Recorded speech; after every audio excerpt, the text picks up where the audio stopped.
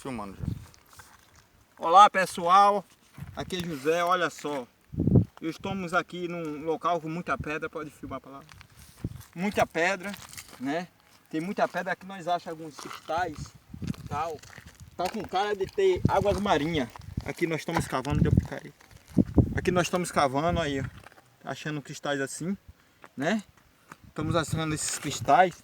Estou mostrando aqui, gravando aqui para mostrar para vocês alguns cristais que nós achamos aqui, né?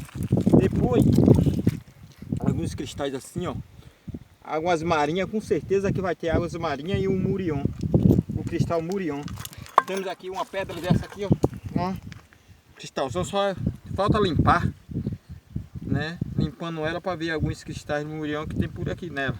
Joga esse balde de água para limpar. Entendeu, pessoal?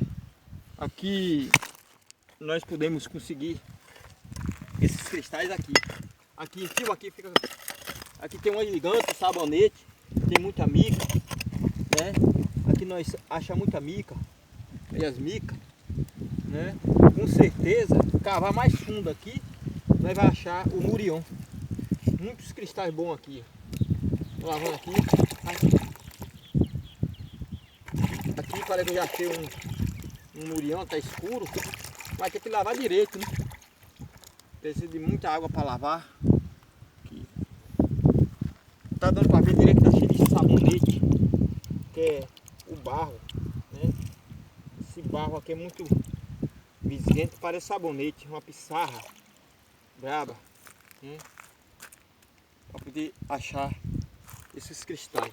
Filma aqui dentro, filma aqui, para ver aqui. Parece que eu já achei um de cor aqui, é gigante esse cristal, né? Aqui.